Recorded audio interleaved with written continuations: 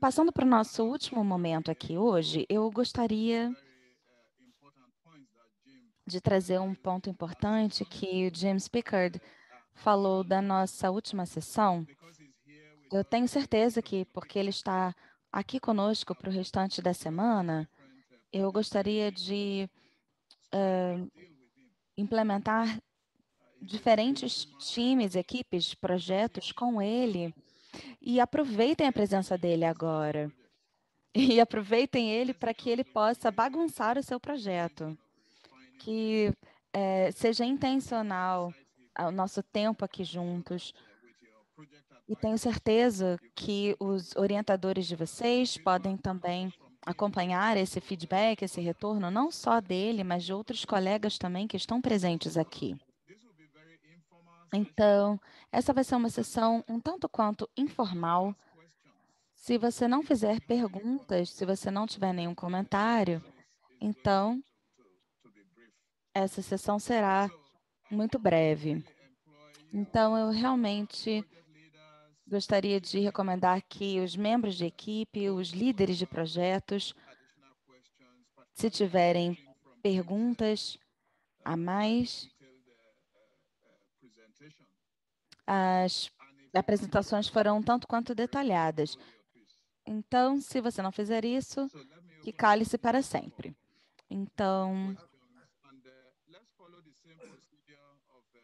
vamos seguir o mesmo procedimento. Vocês podem ou levantar a mão virtualmente. Se você clicar em Reactions, você vai ver um ícone Raise Hand que você pode clicar. Você pode colocar também seu comentário ou pergunta no chat.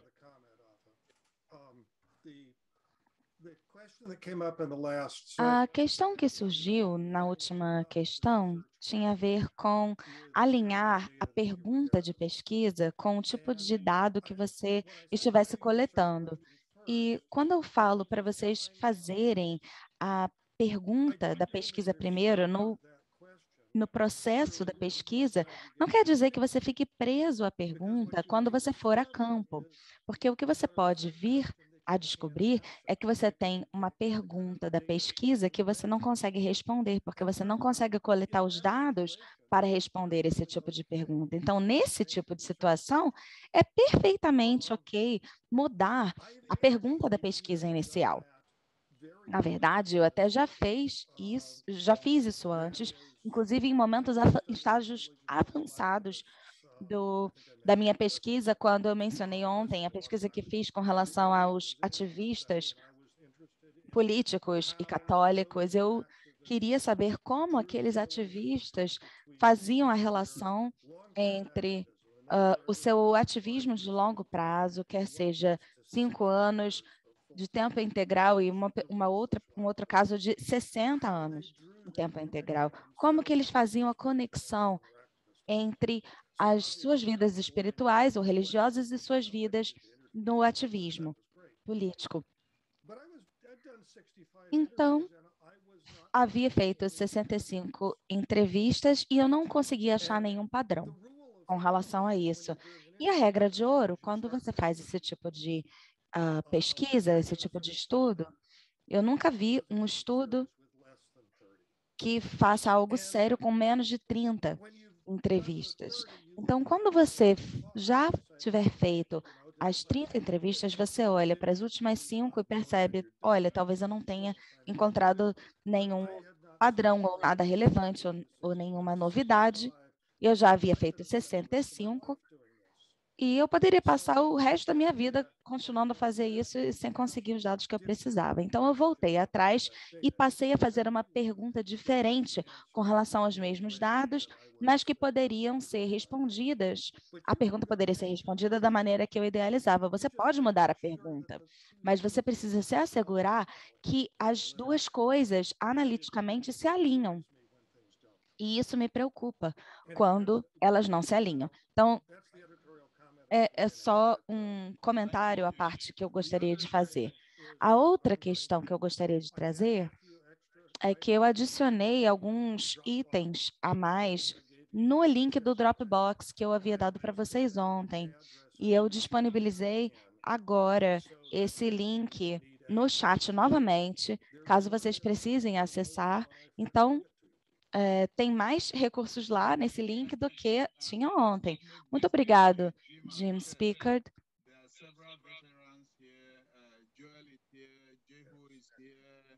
Eu estou vendo algumas pessoas que apresentaram pesquisa aqui, como o Gerro, Reco, Damaris, Damain, Solomons. Então,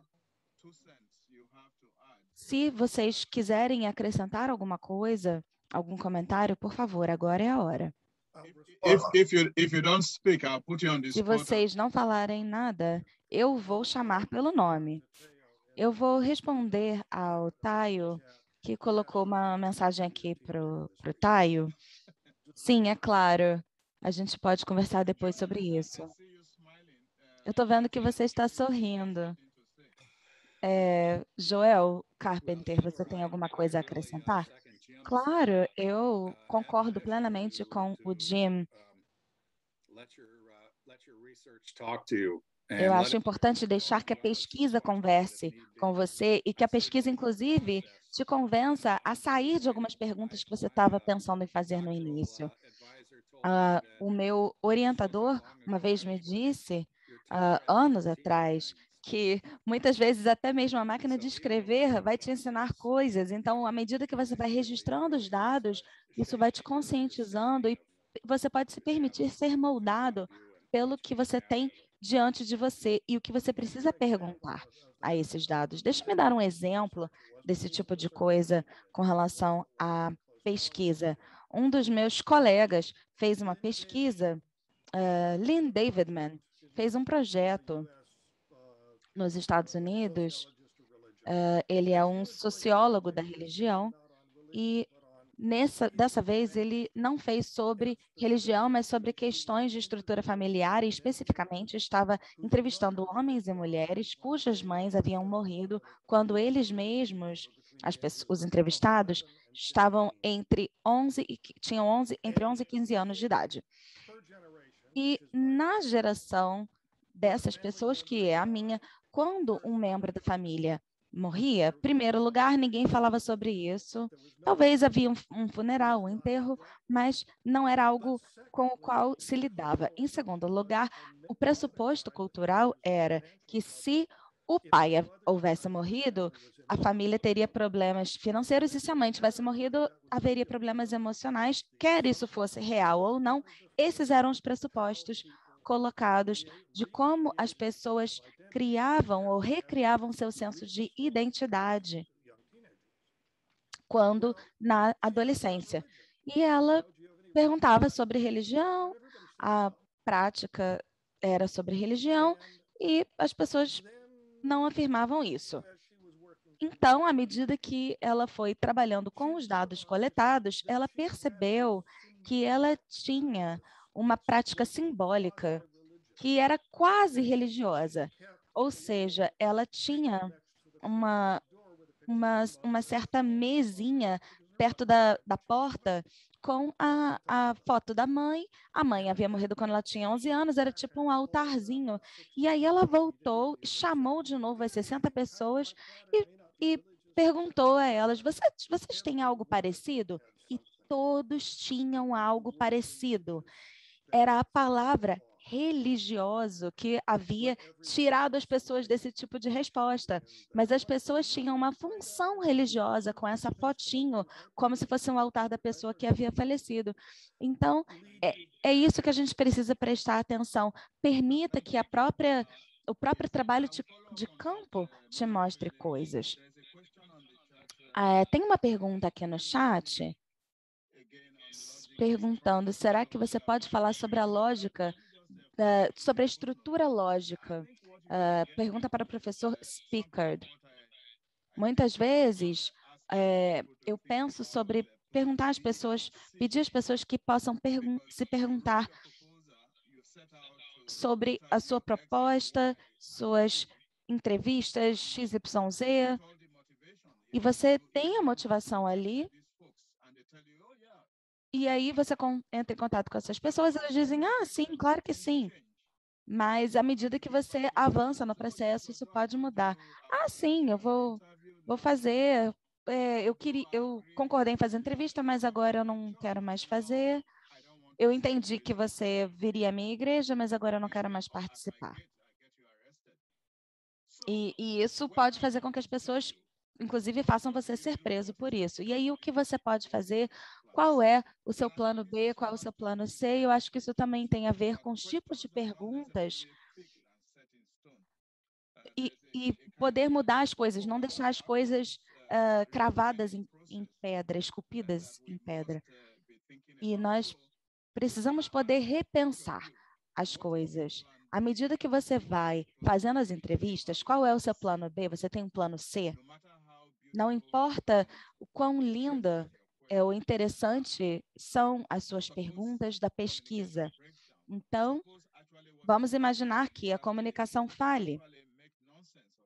Talvez as pessoas não entendam as suas perguntas. Então, essas são questões e coisas que nós precisamos considerar. Vamos voltar, então, nessa pergunta da estrutura lógica e vamos ver o que Jehu e Retief querem acrescentar. Bem, deixa eu compartilhar o meu slide que fala sobre estruturas lógicas, porque fica mais fácil quando estamos vendo. E acredito que, com certeza, já deve estar dando para vocês verem nesse momento, certo? Ok? Ótimo. Bem, o lugar das estruturas lógicas é o seguinte: quando você vai com a sua pergunta de pesquisa, você tem que conseguir chegar a conclusões. Você tem uma pergunta, mas a questão é o que você quer fazer com a resposta? Você quer provar que há relação entre as coisas? Você quer provar que há causalidade? Quer provar que A e B estão sempre relacionadas?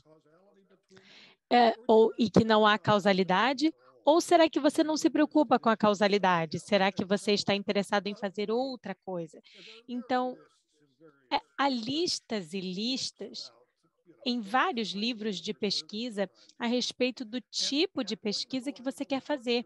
E a questão aqui com a estrutura lógica é que é uma pergunta importante para você se fazer antes, porque alguns desses casos, como eu falei, quando falaram de causalidade, que o método de pesquisa não ia fazer com que eles chegassem ali, você pode acabar mudando o seu método de coleta de dados para chegar no lugar onde você quer. Mas aqui estão os grupos que eu demonstrei ontem. Então, nós temos os relacionamentos, que são esses experimentos ou pesquisa correlacional, quer dizer, nós não sabemos qual é a relação entre D, X e Y, mas nós sabemos que há um relacionamento, uma relação entre elas. Talvez haja outra causa. Por exemplo, nos Estados Unidos, nos 50 estados dos Estados Unidos. Se você classifica esses estados de acordo com a porcentagem da população que é batista nesses estados, você vai chegar a uma lista. E aí, se você classificar esses estados de acordo com a taxa de assassinatos que há naqueles locais e classificar, você chega no mesmo ranking. São altamente correlacionados. Da mesma maneira, nos Estados Unidos, se você fizer essa classificação dos estados de acordo com a taxa de suicídios, os estados nos quais há mais suicídios estão na costa oeste e na costa leste estão menos suicídios. O que isso significa? Na verdade, não podemos afirmar que são os batistas que estão cometendo assassinatos. E não também é o caso que os batistas estão assassinando mais gente, ou que os batistas assassinam mais que outras denominações. São só correlações que vão depender de uma terceira variável, mas ainda há uma relação. Você precisa estabelecer a natureza do relacionamento, dessa relação. E nesse caso, as perguntas são Será que A se relaciona com B? Será que C, D e E sempre devem estar juntas? Será que há um discurso religioso que molda as ações das pessoas de uma maneira específica? Essas todas são perguntas de relação. Já as descrições são diferentes. Não há causalidade necessariamente. São perguntas o quê? O que aconteceu? O que as pessoas pensam? Qual é a cosmovisão das pessoas? Quais são os elementos teológicos que elas acreditam serem mais importantes? Não existe causalidade aqui. A questão é que você tem que decidir no que você se interessa. E essa é uma parte importantíssima desse processo de desenho de projeto. Isso ajuda um pouco com essa sua pergunta, quem me fez a pergunta das estruturas lógicas? Faz sentido? Rodiam, você está aí? Você está sorrindo ou ainda está confuso? Ótimo. Eu estou sorrindo. Sim, só para dizer que eu estou sorrindo, sim. Mas eu queria entender como isso se relaciona com a metodologia. Pensando na metodologia. Bem, aí é o segundo passo. Porque quando você sabe o que quer fazer com o seu conhecimento, aí você sabe que tipo de dado você vai precisar utilizar. Então, por exemplo, se eu voltar aqui a alguns dos meus slides, aqui, por exemplo, nós temos os nossos 6 passos. O que você quer saber, o que você quer fazer com isso e que tipo de dado você precisa. Se você estiver coletando dados que não vão demonstrar a causalidade e você quer demonstrar causalidade, você precisa de outros dados. E são esses dados que são centrais ao processo. Então, pergunta de pesquisa e estruturas lógicas vão produzir o tipo de dados que você deseja. Se você não conseguir chegar nesses dados, você tem que pensar, talvez eu queira uma estrutura lógica diferente ou uma pergunta de pesquisa diferente. É aqui que temos que pensar, porque eu uso a palavra metodologia de forma ampla, de uma maneira que descreva todo o método, é o processo do projeto da pesquisa em si. O desenho daquela pesquisa é algo muito mais amplo. E eu diria que precisamos pensar numa abordagem mais holística. Obrigado, Jim. Acredito que você tenha mostrado muito claramente essa questão da pesquisa e da metodologia de pesquisa, e quando os dois entram em conflito, as pessoas não percebem. Tem 2 perguntas aqui no chat, uma para Jehu e outra para você. Lembrem que todos os métodos, todas as abordagens têm problemas. Então, você precisa estar consciente das limitações que você possui. E é isso que faz com que abordagens polimetodológicas ou métodos mistos sejam uma alternativa interessante. Félix pergunta, você mencionou sobre os problemas da Grounded Theory. Pode falar de novo sobre isso, especialmente considerando as apresentações até agora? E a outra pergunta da Felicity é, eu gostaria de saber sobre as experiências de participar de comunidades que o senhor teve ao longo dos anos de pesquisa. E quero saber sobre outras perguntas. Então, Jehu, gostaria de responder primeiro? Você está mutado? Perdão. Eu estou contente por ter ouvido essa pergunta, porque voltando agora a falar sobre essa questão das estruturas metodológicas, Acho que é importante pensar que, no geral, apesar de sabermos que a teoria vem com muitas possibilidades, a grounded theory traz muitas possibilidades, precisamos lembrar que há esses elementos críticos do desenho de pesquisa. Falamos sobre isso antes. O paradoxo é que a grounded theory, ela afirma que você não vai estar amarrado a nenhuma teoria quando você está coletando os dados, mas a própria grounded theory é uma teoria. Então, você já está usando uma teoria. E a outra questão é que as limitações que nós temos, na verdade, tem a ver com o fato de que essa pesquisa feita com a visão de baixo para cima, bottom-up, por definição, elas acabam fazendo com que o pesquisador colete muitos dados, porque o foco é a realidade leiga, as sociedades humanas e outras ações. Então,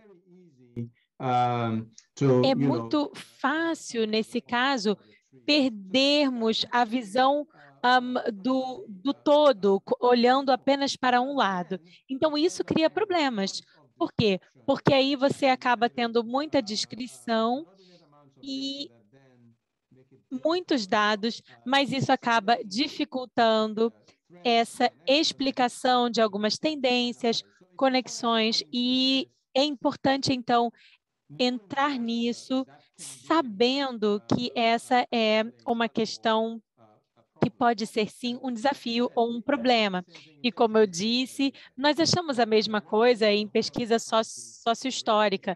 Quer dizer, o seu ponto de referência acaba não sendo uma contribuição ou um agente institucional. E o escopo acaba sendo muito mais amplo, e isso pode criar uma quantidade enorme de dados para o pesquisador, e isso pode trazer os seus problemas. Com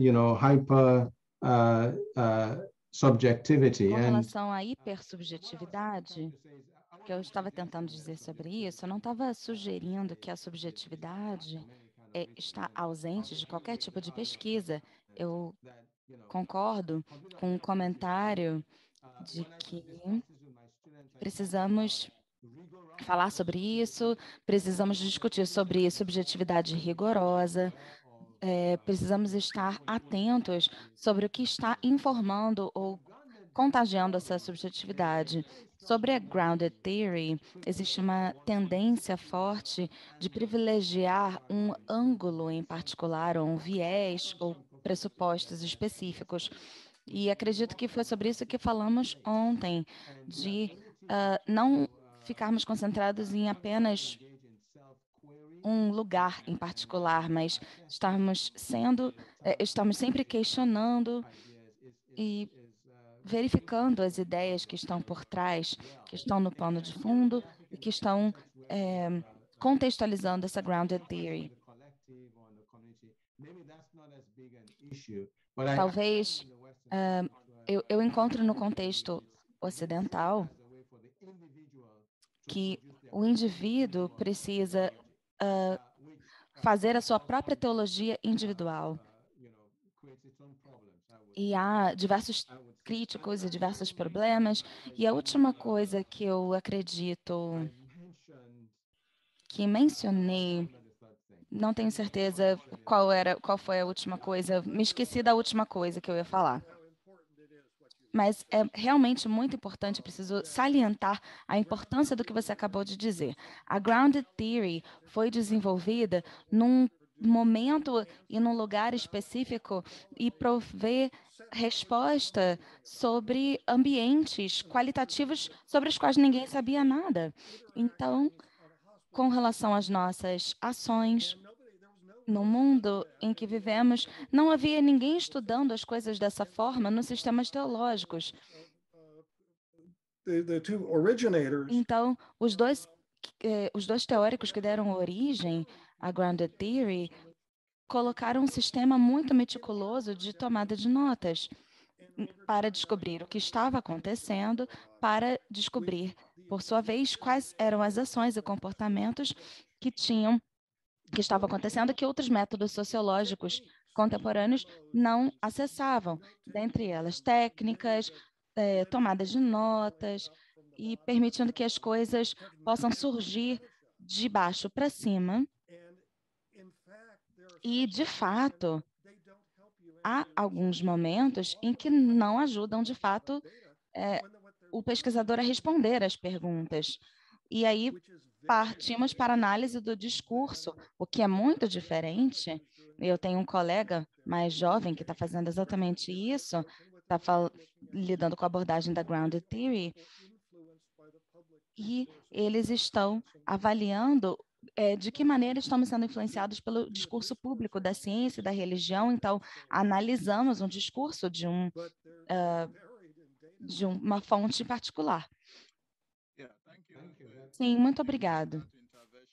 Obrigado por essa intervenção, professor Speaker. Acho que isso é muito relevante, muito importante de ser salientado.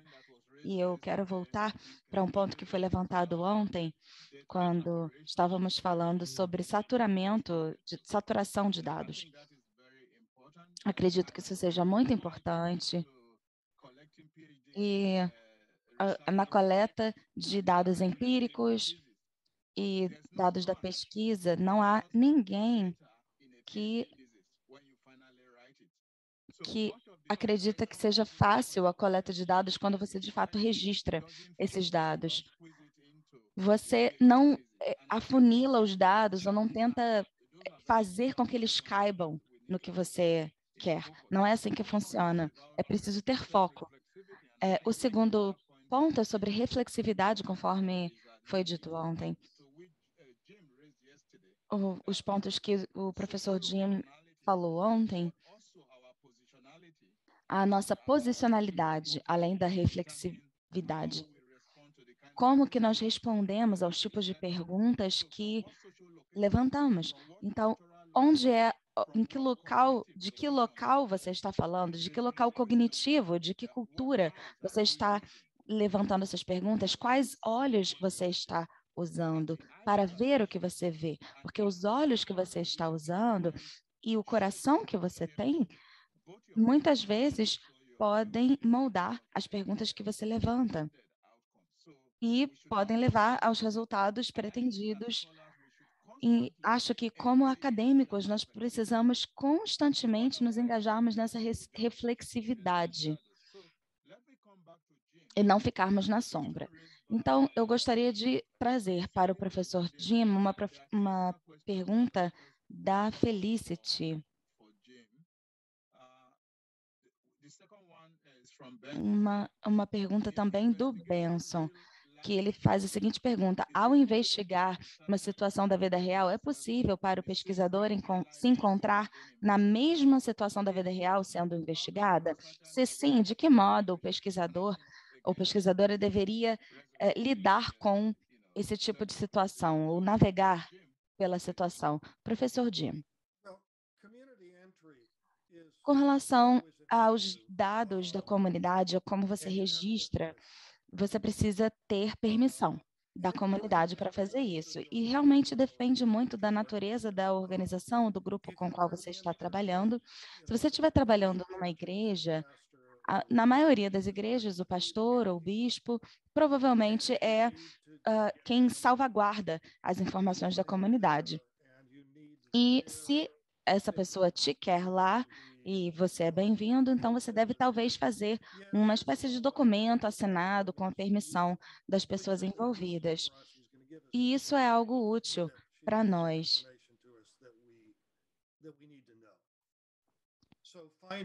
Então, encontrando quem é a pessoa que é responsável pela comunidade ou que salvaguarda as informações ajuda muito.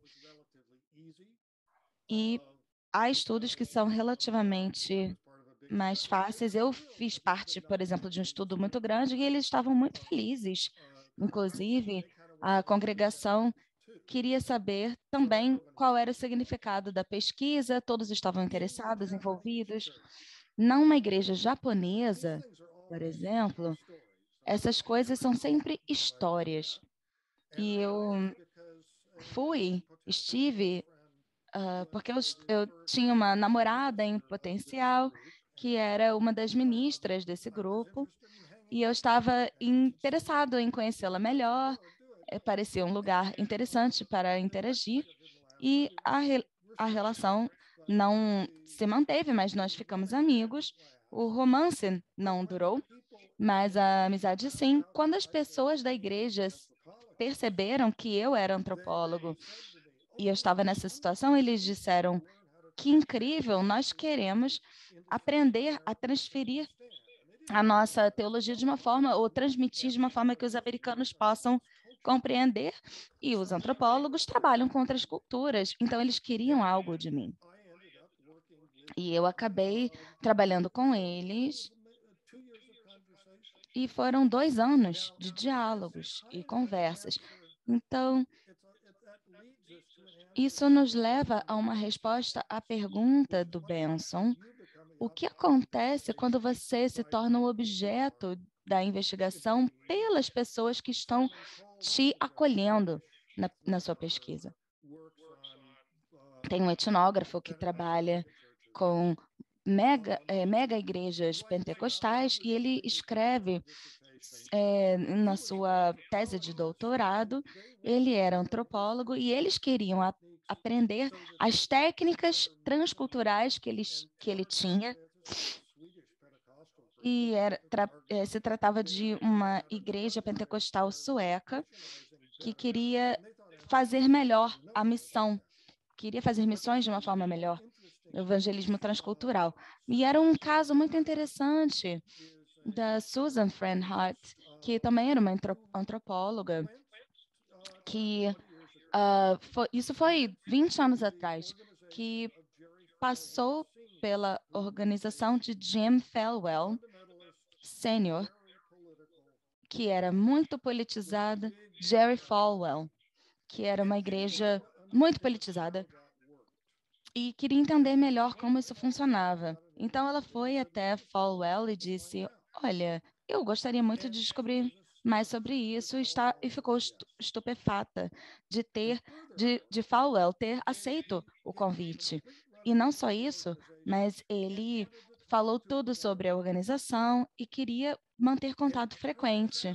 E acaba que anos após da pesquisa, ele acreditava que Deus havia enviado aquela pessoa até a igreja de Falwell para encontrar a igreja, encontrar a Deus, encontrar Jesus, estava tentando, de certa forma, convertê-la ao ser completamente honesto, completamente sincero, de uma forma, e isso também convenceu ela de ser completamente honesta e sincera com ele. Então, ela não se converteu, mas reconheceu a integridade com a qual ele trabalhava. E muito poucas pessoas achavam que Jerry Falwell tinha, de fato, integridade. Então, sim, como que nós podemos lidar com esse tipo de coisa? Depende do que estão tentando fazer com você. Ajudou, Benson? Ajudou? Sim, Jim, obrigado. Temos mais 10 minutos só. E eu sei que o Wender vai para a praia, então, perdão, Wenda, por favor, antes de você ir para a praia, se você já não estiver aí no seu resort, faça seu comentário. Se ele já estiver na piscina ou no mar, tudo bem. Talvez Damares queira fazer a sua colocação aí. Gostaria de comentar? Sim, eu não estou na praia, mas eu não vou ligar aqui o vídeo, mas eu estou pensando naquilo que o Jim falou e lembrei de quando eu estava pesquisando as igrejas pentecostais, que são mega igrejas lá no Quênia, e ouvimos sobre essa questão, essa ideia de grandes homens de Deus. E Isso moldou a minha forma de fazer pesquisa. E eu gostaria de perguntar para o Jim como os nossos bolsistas devem lidar com isso, coletar dados em locais onde o acesso é negado, onde há hostilidade, ou até as pessoas acabam falando aquilo que você quer ouvir, não é?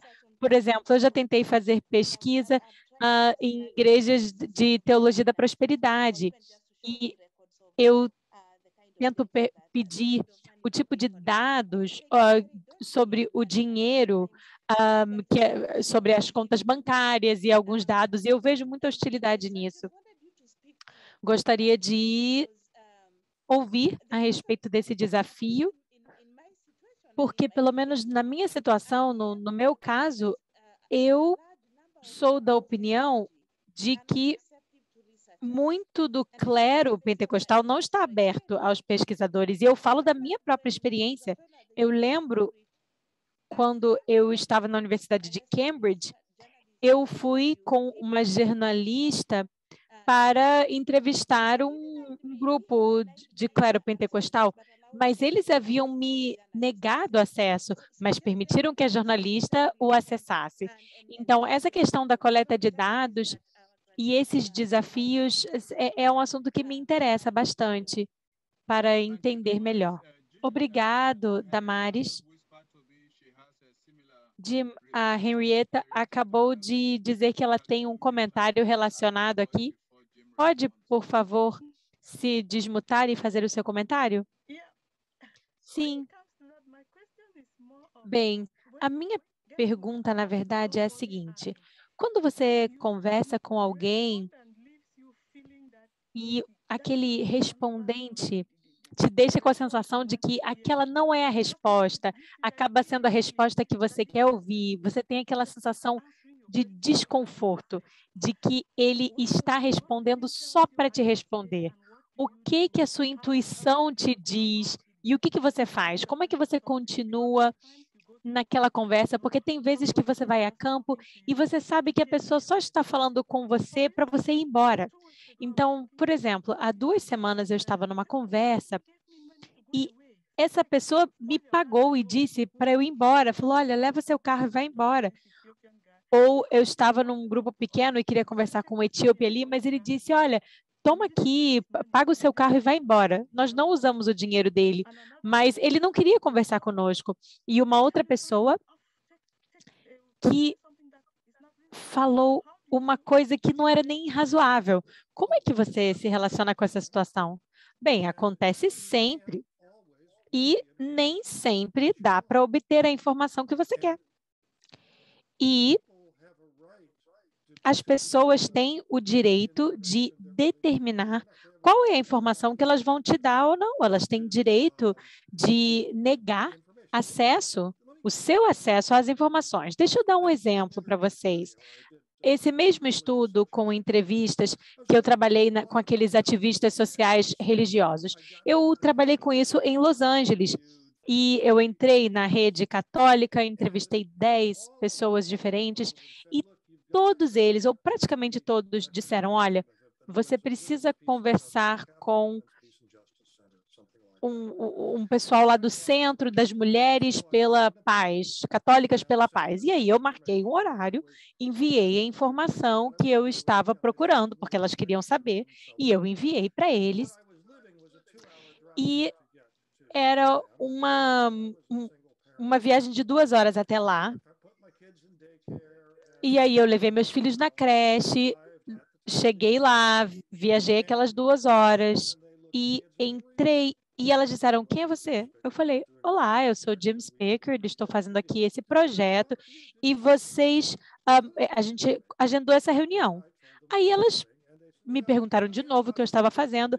Aí elas disseram, olha, a gente não pode fazer essa reunião hoje não, você pode voltar semana que vem? Aí tudo bem, eu voltei para casa, tirei as crianças da creche, na semana seguinte eu voltei, dirigi as 2 horas e eu cheguei lá na hora marcada e elas disseram, mas quem é você? O que que você está fazendo aqui? Nesse momento, elas perguntaram quem mais eu tinha entrevistado. E aí eu dei a lista E elas começaram a fazer comentários sobre essas pessoas. Ah, essa pessoa assim é ótima. Esse cara aqui é padre, com certeza ele não tem a menor ideia do que ele está falando. E aí, finalmente, uma das 3 pessoas lá do escritório falou assim: olha só, eu vou entrevistar ele. E aí a gente saiu.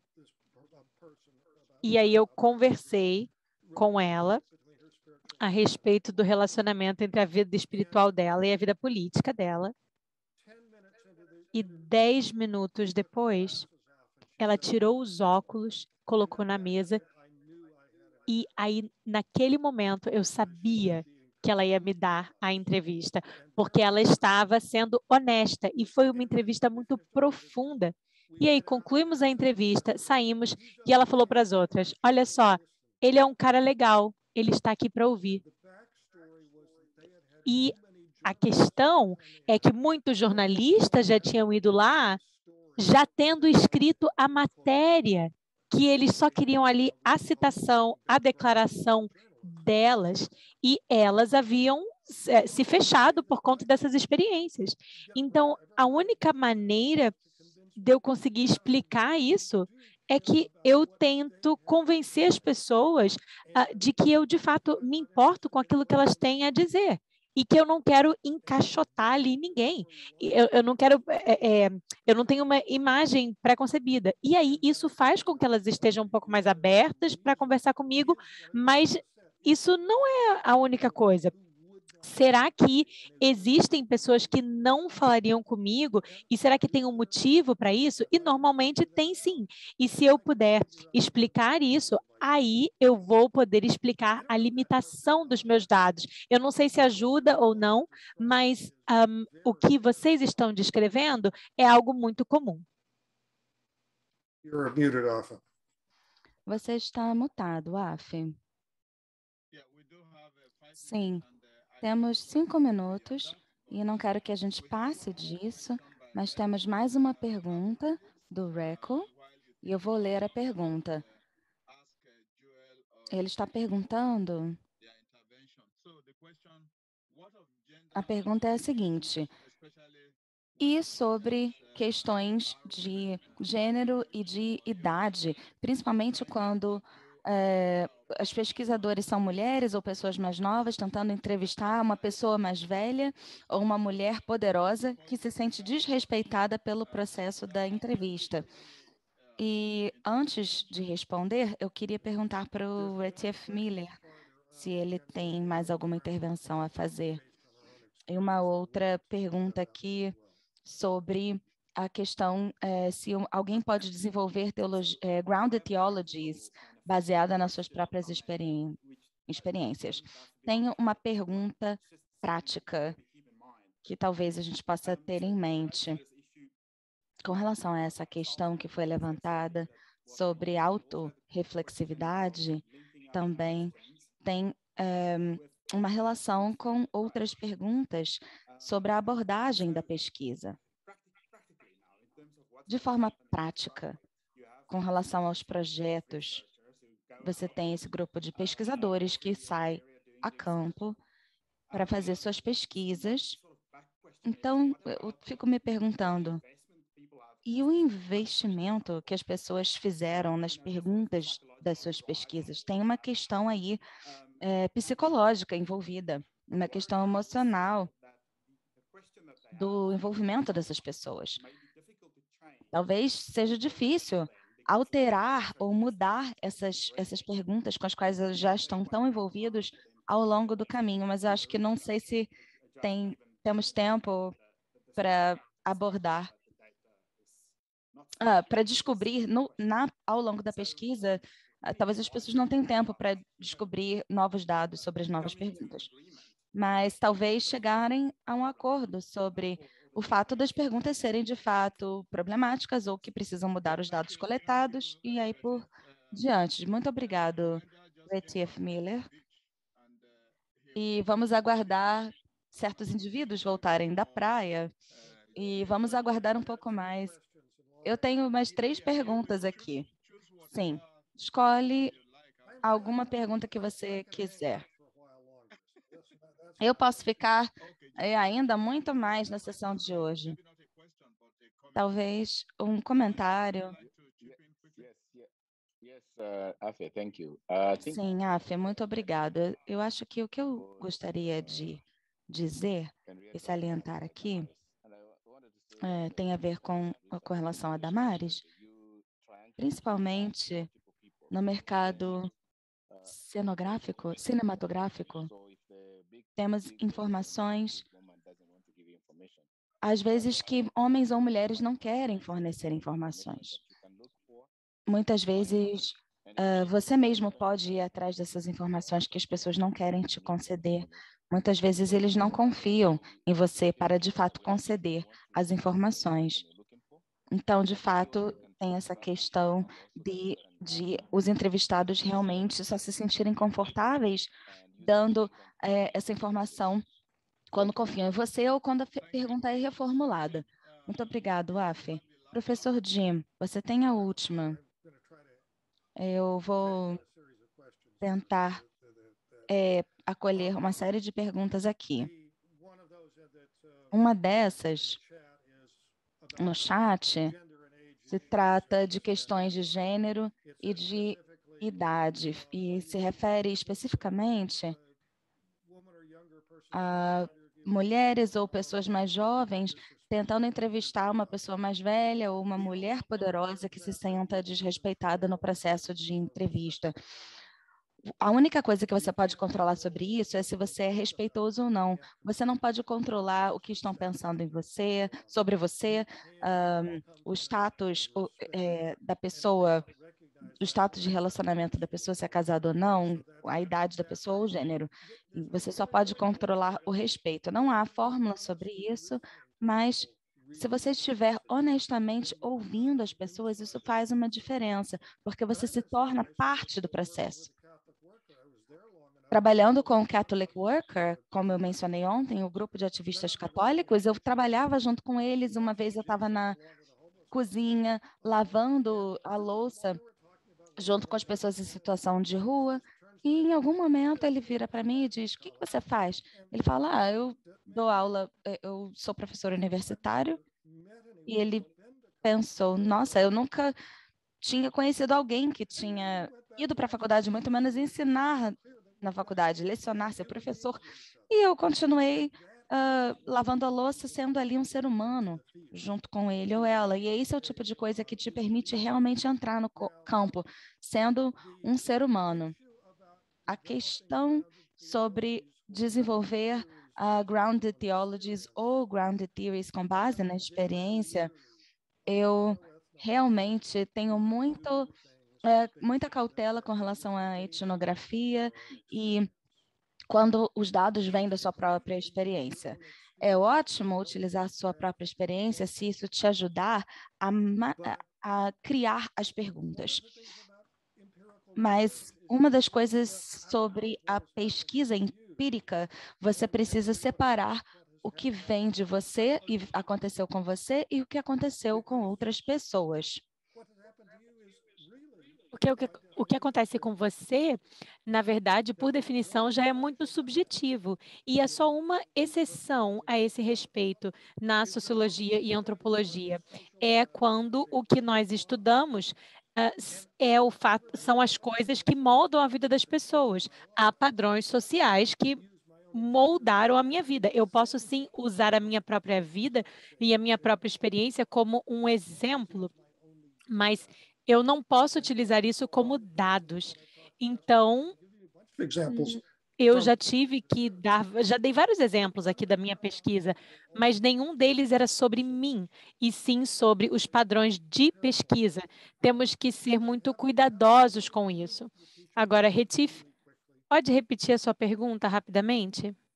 Sorry, John, that was a bit complicated, I think, but Jim, era um pouco complicada, mas estou pensando aqui na prática, nas equipes, indo a campo, e talvez elas estejam já muito dedicadas, muito envolvidas aqui no projeto, e essa vai ser a pergunta, e nós estamos fazendo uma série de perguntas. em que momento que elas podem mudar as coisas. É isso. Bem, a COVID é o exemplo perfeito disso. O aluno mais inteligente de graduação que eu tive fez um trabalho em nível de mestrado para na sua dissertação de mestrado, na sua graduação. Ela trabalhou com congregações multigeracionais, multirraciais nos Estados Unidos, que são raríssimas. E ela trabalhou com tudo. Aí chegou a Covid-19 e ela não podia mais viajar, e ela tem problemas de imunidade.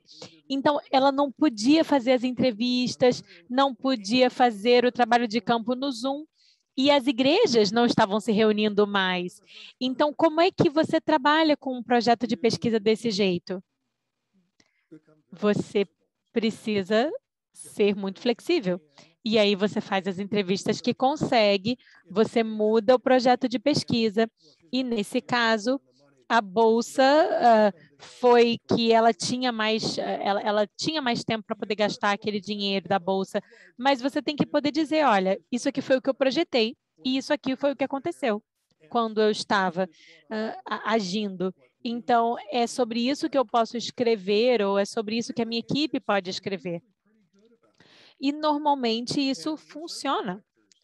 E diretores de pesquisa conseguem trabalhar com isso, porque eles vão te ajudar a pensar, tá bom, nós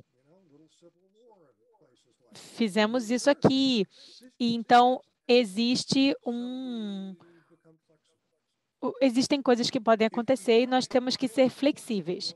Se tentarmos forçar, vamos acabar com uma pesquisa ruim. Muito obrigado, Jim.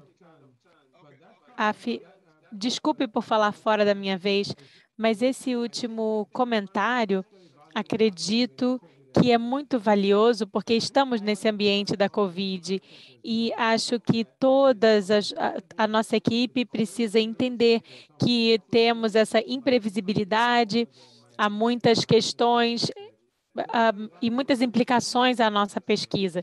Então, isso é algo que tem que ser dito e precisamos pensar nas questões de flexibilidade e capacidade de adaptação. Especialmente agora, as equipes precisam estar se comunicando e precisam pensar nessas questões e fazer esses ajustes, que vão ser importantíssimos. Não se preocupe, você é um homem sábio. Ótimo, Jim. Bem, tudo isso nos leva a essas questões, não é? Do plano A, B, C ou D. E nós conseguimos já trabalhar com isso, porque mesmo antes desse workshop, quando nós interagimos com os diferentes temas e precisamos pensar em engajamento com as realidades africanas, mas nós temos que lembrar que fazer esse planejamento, os orçamentos, ou pensarmos em formatos online, ou outras formas de fazermos entrevistas por Zoom, ou por WhatsApp, ou pelo telefone, essas formas são aceitáveis, porque não tem outras formas de fazer. E então, muitas pessoas estão começando a fazer uma pesquisa virtual. E essa é uma forma de ajustarmos, e é isso. A sua proposta é uma coisa, mas isso é algo que vai fazer você ter que arregaçar as mangas, e há muitas questões que precisam ser levadas em consideração, têm que ser discutidas com seus pares a respeito do que pode ser possível, o que é viável nesse momento e como isso pode acabar impactando as suas perguntas e objetivos daqui para frente. Então, essa é uma conversa contínua. Nós temos mais dias para conversarmos. A primeira coisa, só para encerrar, por favor, assinem ali a lista de presença que está no chat, no link. Deve ser sempre preenchida 2 vezes, por favor. Por favor, assinem a lista de presença. A segunda coisa é que eu gostaria de agradecer mais uma vez a Juliana e Denise, as nossas intérpretes, porque não é uma tarefa fácil interpretar em tradução simultânea, e em algumas vezes nós estamos passando do horário e eu falo muito rápido e elas precisam acompanhar. E então, Juliana e Denise, muito, muito obrigado pelo trabalho e resiliência de vocês. Jim, muito obrigado por esse encontro adicional e nós não subestimamos as suas contribuições, que são, de fato, preciosíssimas nessa conversa. Infelizmente, o Bruce não pôde estar aqui conosco, ele ainda deve estar roncando, e então esperamos poder trazê-lo de volta em algum momento nos próximos dias para responder mais perguntas que os participantes tenham a respeito da teologia fundamentada. Mas eu só quero concluir dizendo que todo tipo de teologia e de abordagens que nós estejamos considerando aqui, não tem uma apenas que seja a melhor de todas. Quer dizer, todas as abordagens, todas as teorias possuem os seus lados positivos e negativos. E temos que estar conscientes desse aspecto bidimensional de qualquer metodologia que nós estejamos utilizando. Então, vamos digerir isso e acredito que amanhã já é outro dia e nós dizemos isso. O melhor vinho é servido no final. Então, acredito que à medida que os dias vão passando, as coisas estão ficando cada vez mais doces. Então, quero agradecê-los pelas contribuições e por todas as perguntas e comentários, tanto aos oradores quanto às trocas que tivemos até agora. Está sendo uma oportunidade muito produtiva, criativamente. Queremos agradecer aos nossos pesquisadores por tudo que estão fazendo e assegurando essa continuidade. E também reconhecemos os desafios relacionados à eletricidade. Eu sei que alguns dos participantes não podem participar até agora por conta de cortes de energia ou problemas na internet, e isso é algo que tem a ver com esse engajamento com as realidades africanas, e temos que considerar isso. Muito obrigado por tudo que fizeram para o sucesso desse dia, e descansem para que amanhã estejamos aqui. Amanhã, nós não vamos começar às 11 GMT, vamos voltar ao nosso horário de 13 horas GMT, 13 horas GMT é o horário de início.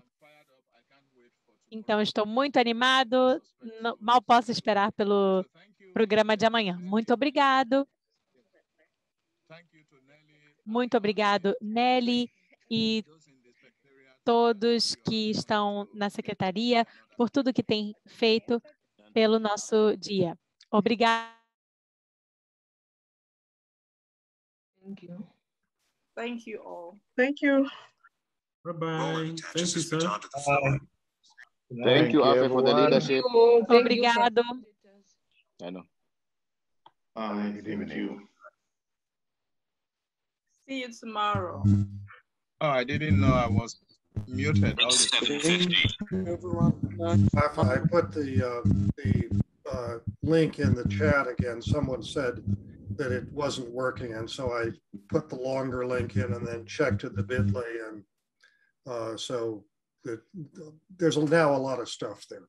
Okay, no, thank you, Jim. Thank you. Including my email if you guys people need to write me. Yes. Okay, thank you, Jim. Jim, you deserve some good champagne. Yeah. None in the house.